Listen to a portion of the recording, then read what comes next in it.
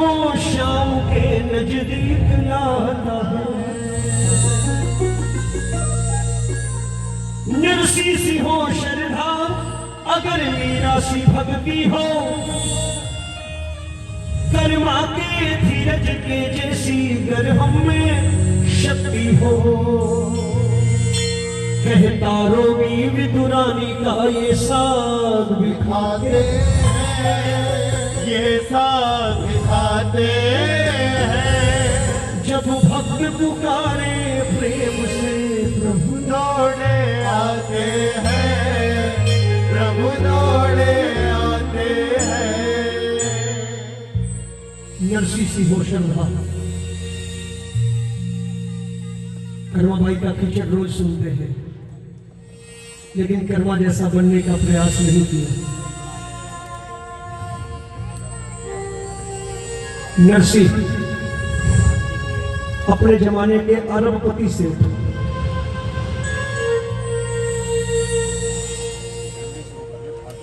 दो संतान हुई, एक बेटा एक बेटी। गांव में फैली एक अज्ञात बीमारी ने बेटा छीन लिया। एक बच्ची नानी भाई। एक बार नरसी की पत्नी ने नरसी से कह दिया कि हमारा कोई बेटा होता तो बेटी के ब्याह के बाद सारी संपत्ति का मालिक होता। नरसी ने कहा बावली घबराती क्यों है? सुनना। नरसी ने कहा बावली घबराती क्यों है? मेरा एक बेटा है। पत्नी आश्चर्य से चौंक पड़ी। नरसी ने कहा घबरा मत, दूसरा कोई नहीं। अरे वो मोर मुकुट बंसी वाला मेरे बेटे के जैसा ही है। एक रिश्ता जोड़ा नरसी ने ठाकुर के साथ। जिस रिश्ते को जितनी ईमानदारी से नरसी ने जोड़ा, उससे अधिक ईमानदारी से मेरे ठाकुर ने निभाया। नरसी ने जिस दिन अपनी इकलौती बेटी नानी का ब्याह किया ना, सुनना। नरसी ने जिस दिन अपनी इकलौती बेटी नानी बाई का ब्याह किया, उसी दिन निश्चय कर लिया कि अब बेटी के ब्याह के बाद मेरी संपत्ति का वारिस मेरा बेटा मोर मुकुट बंसी वाला है। और ईमानदारी देखिए नरसी की कि बेटी के ब्याह के बाद ये सोच करके कि मेरे बेटे को ये सारी संपत्ति मिलनी चाहिए, और मेरा बेटा तो मुरली वाला है। नरसी ने मुरली वाले के नाम से अपनी दौलत की एक एक पाई गरीबों दुखियों दीन में बांट दी। एक समय आया खाने के लिए 2 वक्त की रोटी नहीं है। नरसी गांव में बने शिव मंदिर में भजन कीर्तन करने लगे। जो कोई कुछ भी देता खाकर गुजारा कर लेते। नरसी ने अपनी हवेली भी बेच दी, हवेली भी दान कर दी। पत्नी का देहांत हो गया। नरसी ने सोचा चलो शायद प्रभु ने मुझे अपनी सेवा के लिए अकेले छोड़ दिया। प्रभु की इच्छा स्वीकार कर नरसी गांव में एक भक्तों की टोली बना करके गांव के शिव मंदिर में भजन कीर्तन करने लगे। कोई कुछ भी खाने को देता खाकर गुजारा कर लेते थे नरसी। गांव के साथियों के साथ भजन कीर्तन करना और जो कुछ गांव से मिल जाना खा करके गुजारा कर लेना, ठाकुर में रम लेना। सुनना, उसी गांव जूनागढ़ में एक बार एक भक्तों की टोली आई जो द्वारिकाधीश के दर्शनों को द्वारिका दी जा रही थी। दूसरे गांव से आई हुई वो टोली जब जूनागढ़ में पहुंची तो जूनागढ़ के किसी ग्रामवासी से पूछा कि भाई आपके गांव का सबसे बड़ा सेठ कौन है? गांव वालों ने पूछा बात क्या है? टोली के मुखिया ने कहा हमारे पास 600 सोने के सिक्के हैं, हम द्वारिकाधीश के दर्शनों को द्वारिका जी जा रहे हैं। रास्ते में चोर डाकुओं का डर है, आपके गांव का कोई सेठ हमसे ये रकम ले और हमें एक हुंडी लिख दे, जिससे हमें इतनी रकम द्वारिका जी में जाकर वापस मिल जाए। गांव वालों ने नरसिंह का अपमान करने के लिए कह दिया, हमारे गांव का सबसे बड़ा सेठ नरसिंह है, जाओ उसकी हुंडी चलती है, हुंडी लिखने से इनकार करें, जबरदस्ती पैसे देके हुंडी लिखवा लेना। भगत पहुंचे शिव मंदिर। नरसिंह अपने साथियों के साथ भजन कीर्तन कर रहे थे। टोली के मुखिया ने हाथ जोड़ के पूछा, आप भक्तों में नरसिंह सेठ कौन है? नरसिंह हाथ जोड़ के खड़े हो गए, कहने लगे सेठ नहीं रहा, नरसिंह हूं, आदेश करो क्या कार्य है? भक्तों ने कहा, सेठ द्वारकाधीश के दर्शनों को द्वारिका जी जा रहे हैं, रास्ते में चोर डाकुओं का डर है, हमारे पास 600 सोने के सिक्के हैं, आप ये रख लो, हमें एक हुंडी लिख दो।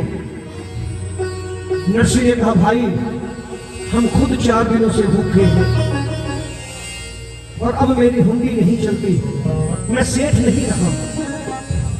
भक्तों ने कहा, सेठ बहाने मत करो, हुंडी लिखनी पड़ेगी। जबरदस्ती वो रकम नरसिंह को सौंप दी। नरसिंह ने सोचा शायद उस मोर मुकुट बंसी वाले को हम भूखे भक्तों पर दया आ गई है, ये रकम शायद उस मोर मुकुट बंसी वाले ने हमारे भोजन भंडारे के लिए भेजी है। जबरदस्ती दी हुई वो रकम नरसिंह ने रख ली, विश्वास के साथ एक हुंडी द्वारिकाधीश के नाम लिखी, कहा जाओ द्वारिका के सबसे बड़े सेठ द्वारिकाधीश से ये पैसे वापस मांग लेना। भगत पहुंचे द्वारिका जी। सुबह से शाम हो गई, बाजारों में घूम गए, कोई द्वारिकाधीश नाम का सेठ मिला नहीं जो हुंडी स्वीकार के रकम वापस करता। भक्तों ने सोचा हम ठगे गए, शायद रकम चली गई, चलो जिस काज आए हैं वो काज तो कर ले। शाम का समय है, भगत मंदिर के प्रांगण में दर्शन सोच के कर रहे हैं कि ठाकुर के दर्शन करने आए थे, कर ले, वापस लौट के नरसिंह से रकम का भी हिसाब कर लेंगे। सुनना, शाम का समय है, भगत मंदिर के प्रांगण में ठाकुर के दर्शन कर रहे हैं। अचानक एक सांवरा सलोना युवक मंदिर के प्रांगण में प्रवेश करता है। एक एक करके लोगों से पूछता है, भाई भाई भाई, आप में से कौन से भगत जूनागढ़ से आए थे जो मेरे सेठ नरसिंह की हुंडी लाए? हुंडी शब्द सुना, जान में जान आई।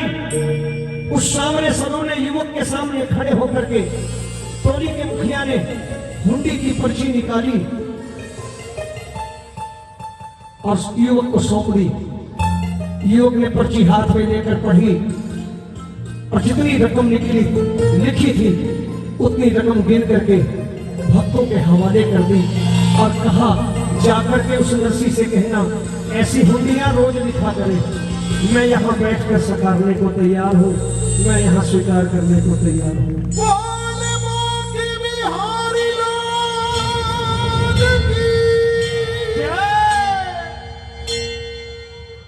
ऐसी हुंडियां रोज लिखे,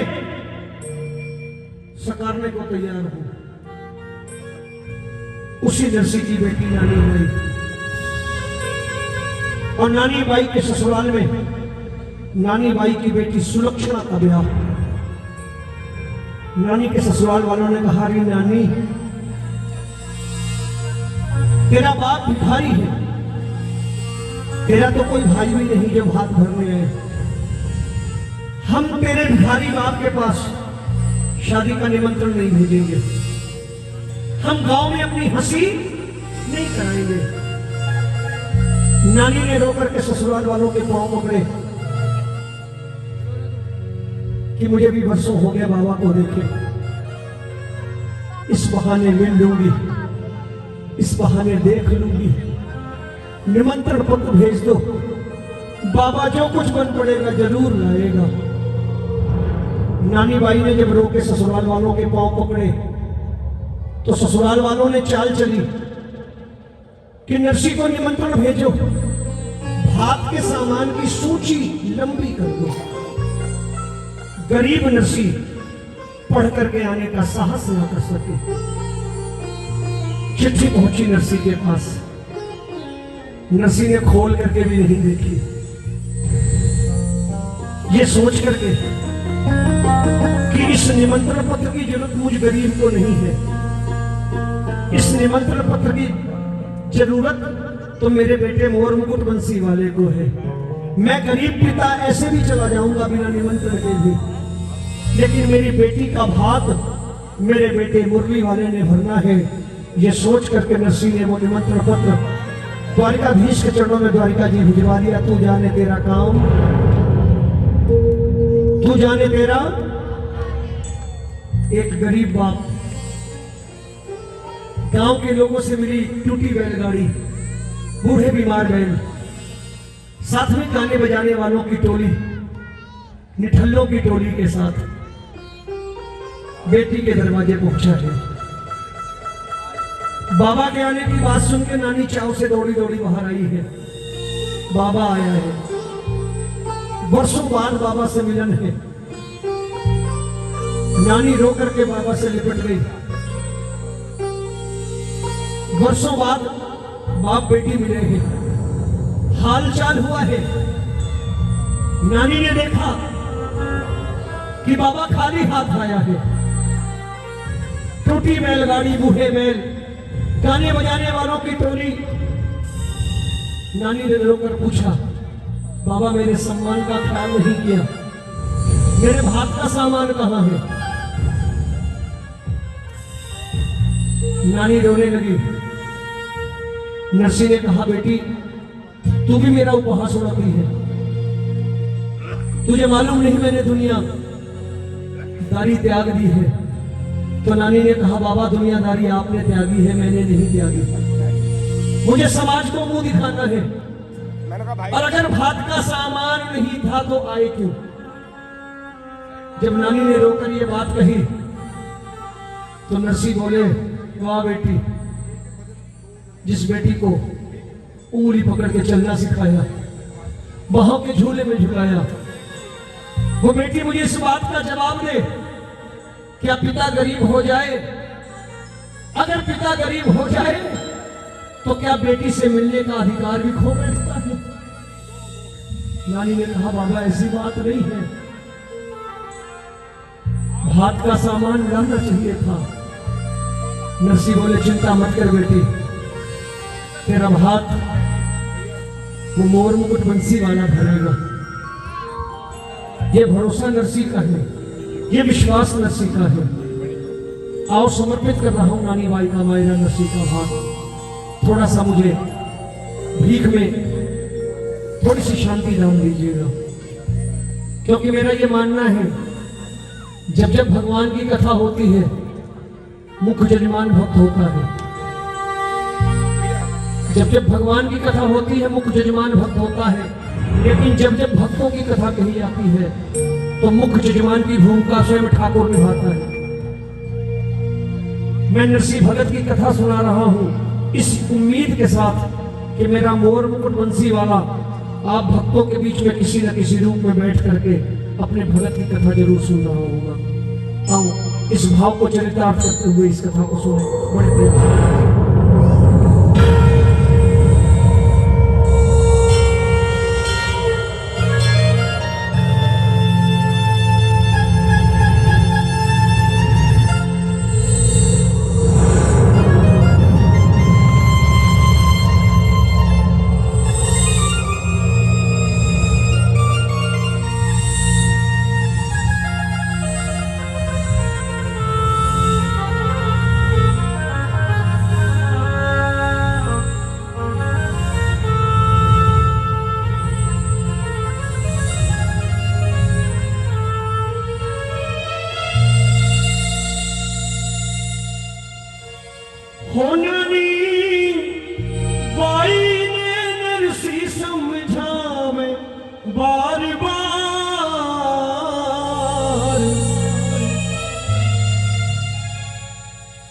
हो नानी बाई ने नरसी समझावे बार बार,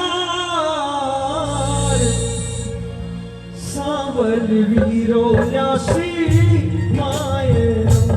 ओ भाई तेरो सावल वीरो न्यासी मायरो, बेटी तेरो सावल वीरो न्यासी मायरो, भाई तेरो सावल वीरो न्यासी मायरो।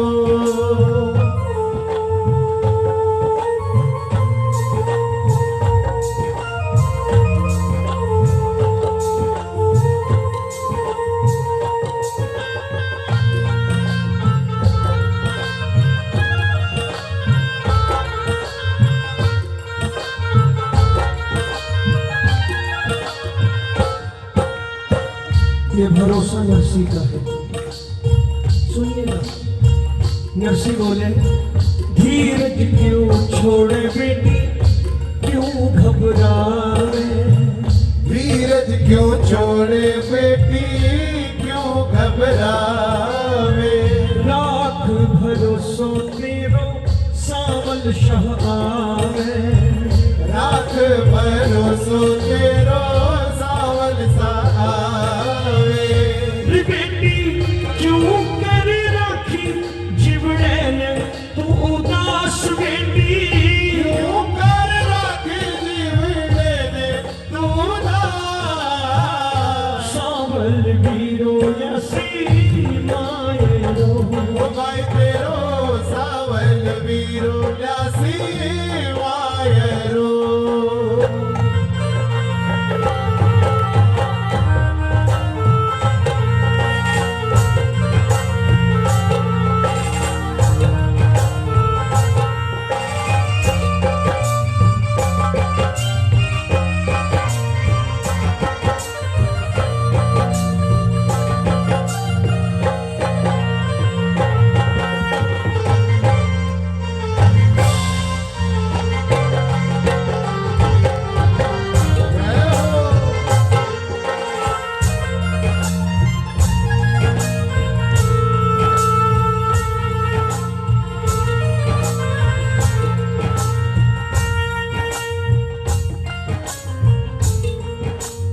ये भरोसा नरसी का है,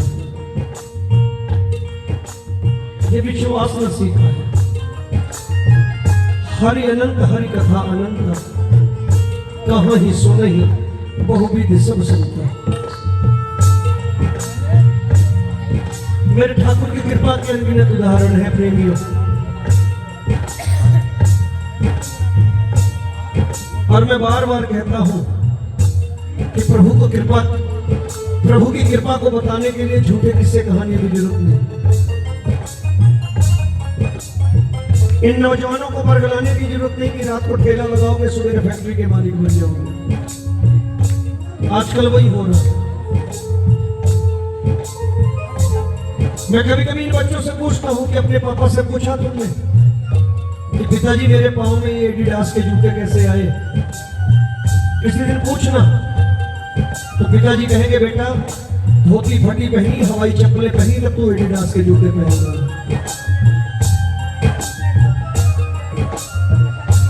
ये सुख के साधन जो इकट्ठे हुए हैं तुम्हारे लिए, ये चमत्कारों के बल में नहीं हुए हैं। कर्म किया है और कर्म के साथ साथ धर्म किया है और ठाकुर की कृपा हुई है। मैं हाथ जोड़ के सबसे कह देना चाहता हूं, जिस देव की पूजा कर रहे हो ना, इसे भी ये ओहदा चमत्कारों के बल में नहीं मिला है, कर्म के बदले मिला है। अगर ये शीशदान ना देते तो आज पूजे नहीं जाते। और फिर जिसने इसे ये ओहदा दिया वो मेरा मोर मुकुट बंसी वाला कर्मों का पुजारी है। कर्मण्येवाधिकारस्ते मा फलेषु कदाचन। कहां भटके हो, कहां गोलगप्पों में कृपा ढूंढ रहे हो, कहां रथ यात्राओं में कृपा ढूंढ रहे हो, कहां ढूंढ रहे हो चटनियों में कृपा? अभी भी वक्त है, सुधर जाओ। मैं तो बार बार कहता हूं, चौखट बदल बदल कर, चौखट बदल बदल कर न रोना चाहिए। इष्ट देव तो अपना एक ही होना चाहिए। इष्ट देव तो अपना एक ही होना चाहिए। चौखट बदल बदल कर न रोना चाहिए। चौखट बदल बदल कर न रोना चाहिए। इष्ट देव तो अपना एक ही होना चाहिए। इष्ट देव तो अपना एक ही होना चाहिए। ठिकाना रोज बदलोगे, करेगा ना मदद कोई। ठिकाना रोज बदलोगे, करेगा ना मदद कोई। एकदम साधारण बात है, समझदार लोग बैठे हो। आपके घर कोई, आपकी दुकान पे, आपकी फैक्ट्री में कोई उधार मांगने आए तो आप अपने पिताजी से कहते हो बाबूजी दे दो, कोई बात नहीं, फला वाले मकान में 15 साल से रह रही है, कोई दिक्कत नहीं, कहीं नहीं जाने की। लेकिन वही आपको लगे ये तो कभी यहाँ दिखता है कभी वहां दिखता है, किराए पे रहता होगा। बोले भाई नहीं, ठिकाना रोज बदलोगे, करेगा ना मदद कोई। ठिकाना रोज बदलोगे, करेगा ना मदद कोई।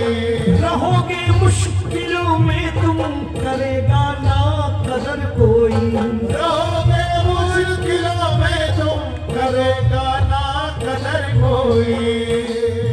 दुख तकलीफ में धीरज न खोना चाहिए।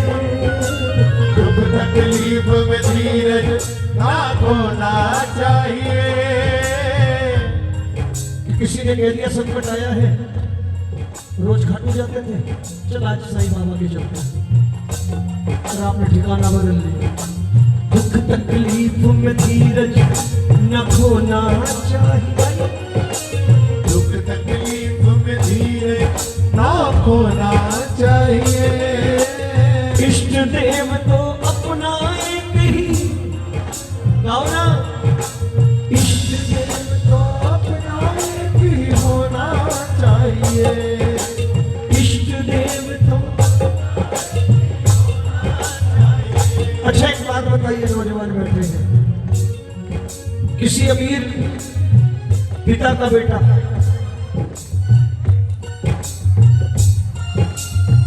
दरवाजे दरवाजे 10 रुपए 20 रुपए मांगे तो किसका अपमान होता है? पिता का। अगर पिता सक्षम है तो दूसरे दरवाजे क्यों मांग रहे हैं? तो अगर आपको अपना बाप सक्षम नजर आता है तो कहीं किसी दूसरे दरवाजे में भटकने की जरूरत नहीं। अगर आप उस सक्षम बाप के होते दरवाजे दरवाजे ना रगड़ते हो तो इसका मतलब आपको अपने पिता पे भरोसा नहीं है, या आप अपने पिता को कभी सक्षम नहीं मानते हो और कहते हो हम पूजा करते हैं। एक के बन जाओ, आज नहीं कल, कल नहीं परसों, संकट भी टालेगा हाथ भी पकड़ेगा। जरा हाथ ऊपर करके कह दो, चौखट बदल बदल कर न रोना चाहिए। चौखट बदल बदल कर ना रोना चाहिए। इष्ट देव तो अपना एक ही होना चाहिए। इष्ट देव तो अपना एक ही होना चाहिए। नानी रो रही है, नर्सी दिलासा दे रही है, ये भरोसा नर्सी का है, ये विश्वास नर्सी का है। नर्सी ने कहा बेटी चिंता मत कर, आएगा और अकेला नहीं आएगा, अकेला नहीं आएगा। तेरी भौजाई भावा रुकमण भी आसी, तेरी भौजाई हमार कुमर भी आसे। जो कुछ लिखवाई चीजा सगली वो ल्यासी। जो कुछ लिखवाई चीजा सकली वो जाने। तेरे ससुराल से लिखी एक एक वस्तु आएगी, ये मेरा विश्वास है, क्योंकि मैंने तेरे घर से जो चिट्ठी आई थी वो निमंत्रण पत्र मैंने अपने पास नहीं रखा। और मैंने समझी की चिट्ठी भेजी सांवरिये के पास। मैंने समझी की चिट्ठी भेजी सांवरिये के पास। मैंने सदा की चिट्ठी भेजी सांवरिये के पास। सावन वीरू लसी मायरो भाई तेरो सावन वीरू लसी मायरो। नरसी बोले सांवरियो है मारो सुख दुख को साथी। सावरियो है मारो सुख दुख को साथी। टूटी जद गाड़ी आयो बढ़ करके खाती। टूटी जन गाड़ी आयो बन करके काटे। नरसी नानी बाई को अपने साथ रास्ते में एक घटी घटना सुना रहे हैं कि बेटी चिंता मत कर, मेरे साथ एक घटना घटी, मेरा यकीन और पक्का हो गया। कहते हैं नरसी की टूटी बैलगाड़ी अचानक रास्ते में फंस गई। बूढ़े बीमार बैल गिर पड़े गाड़ी गड्ढे में। अपने भगत की फंसी गाड़ी देख मेरा मोर मुकुट बंसी वाला वेश बदल करके गाड़ी के सामने आ खड़ा हुआ। बोलिए वृंदावन बिहारी लाल की जय। तीन लोगों के मालिक ने अपने भगत की फंसी गाड़ी जब देखी ना, मैंने कहा ना अपने भक्तों के लिए क्या से क्या बन जाते हैं। सुनना, भगत की फंसी गाड़ी देख वेश बदल करके गाड़ी के सामने खड़े हो गए। अपने भगत की गाड़ी अपने हाथों से बाहर निकाली, सीधे रास्ते पर डाल दी। गाड़ी जब सीधे रास्ते पर पड़ गई तो मेरा मुरली वाला हाथ जोड़ करके नरसी के सामने खड़ा हो गया। कहने लगा भगत जी मुझे भी बिठा लो, मुझे भी अंजार शहर तक जाना है, आप भी उधर ही जा रहे हो। नरसी ने कहा तुम्हें दिखाई नहीं देता, बैलगाड़ी टूटी बैल मर रहे, हमारा बोझा उठता नहीं, आपको बिठाऊंगा। मेरे मुरली वाले ने मुस्कुरा करके कहा भगत जी सुनो, मेरा नाम कृष्णा है, कृष्णा, मैं जात का खाती हूं, बड़ी हूं, आप हुक्म कर दो तो गाड़ी भी ठीक कर दो। नरसी की आंखों में आंसू आ गए। कहने लगे भाई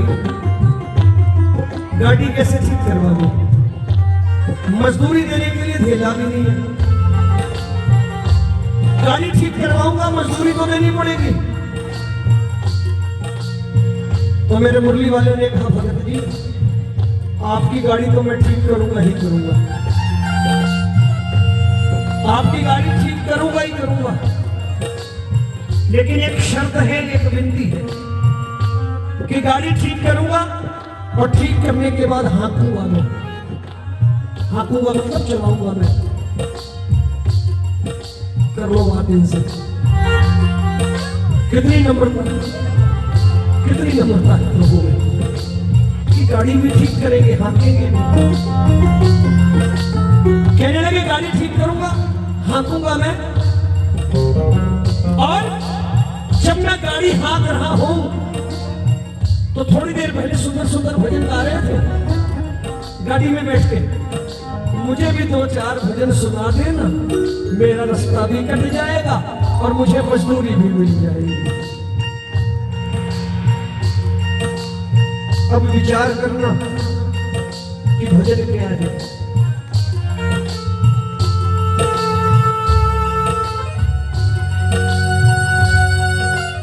ये भजन मनोरंजन नहीं है, ये भजन टाइम पास नहीं है, ये भजन आपका धर्म है। इन भजनों को मनोरंजन मत बनाओ, अपनी हंसी मत कराओ।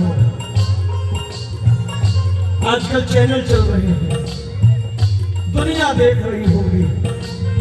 आपने लिखा है भजन संध्या, आपने लिखा है बाबा श्याम का संकीर्तन। दुनिया में जो बुद्ध जी भी देख रहे होंगे वो हंस रहे होंगे कि इस धर्म में भजन ऐसे ही होते हैं।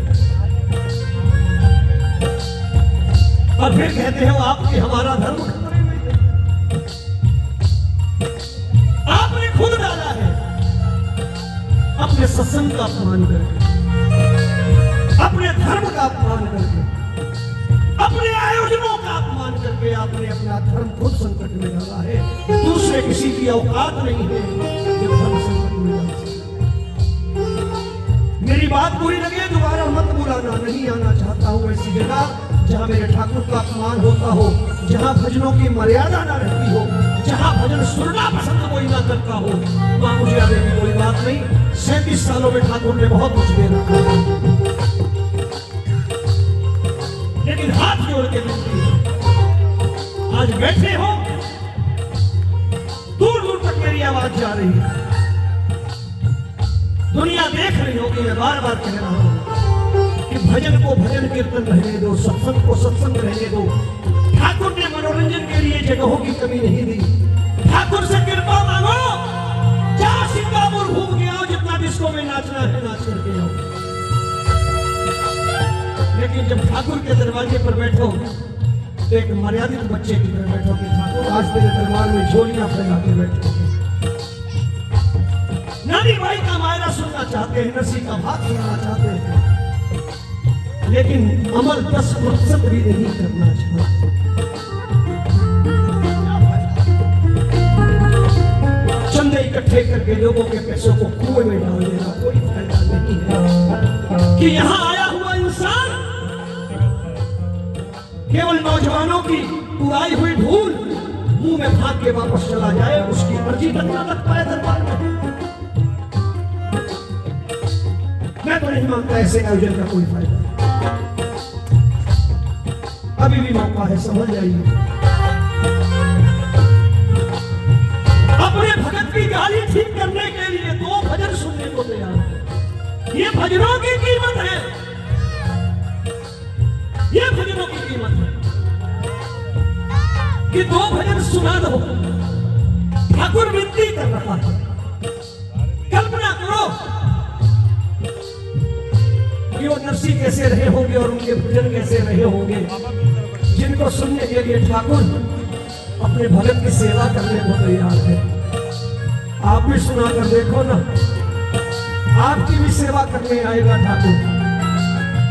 आप बोलोगे ठाकुर आपकी सेवा करेगा? हाँ, ये मैं नहीं कह रहा, श्रीमद् भागवत गीता कह रही है, जिसमें अर्जुन से कन्हैया ने प्रश्न किया है, अर्जुन तू कौन है? अर्जुन ने कहा माधव मैं हरि का दास हूं, मैं प्रभु का दास हूं। अब अर्जुन ने प्रश्न किया कृष्ण से कि माधव मैं तो हरि का दास हूं, लेकिन तू बता कौन है? तो मेरे ठाकुर ने जानते हैं क्या कहा, हाथ जोड़ के कहने लगे अर्जुन तू हरि का दास है, मैं दासों का दास हूं, मैं दासों का दास हूं। ये चरित्र है मेरे ठाकुर का, उस चरित्र को बदलने मत। 2 भजन सुनने के लिए भगत की गाड़ी संवार रहे हैं, बैलों पे हाथ फेर दिया, बैल भी ठीक, और 3 लोगों का मालिक भगत की गाड़ी का हथकड़िया बन के बैठ गया, और जिसकी गाड़ी सामरा हाके मंजिल तक कैसे न पहुंचे। कन्हैया गाड़ी हाँक रहे हैं और नरसी भजन गा रहे हैं। गोविंद मेरो है, गोपाल मेरो है, गोविंद मेरो है, गोपाल मेरो है। अगर मेरी बात पूरी न लगी हो तो एक एक की जुबान से सुनना चाहता हूँ ये पंक्तियां। देखो, जुबान से गाओगे जुबान पक जाएगी, दिमाग से गाओगे दिमाग पक जाएगी। जिस दिन दिल से गा लिया ना आपने और दिल तक पहुंच गई, तो आपके भी जीवन की गाड़ी हाँकने के लिए आ जाएगा नसीब की गाड़ी की। तो जरा हाथ ऊपर करो, मेरे साथी नहीं गाएंगे आप गाना। गोविंद, ये है संकीर्तन।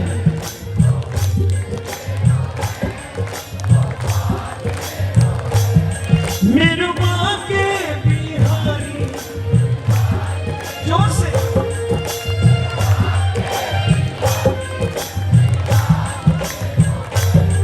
गोविंद मेरा,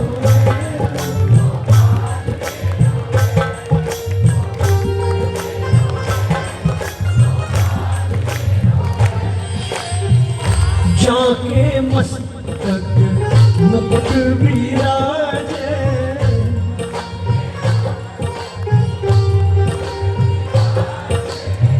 कान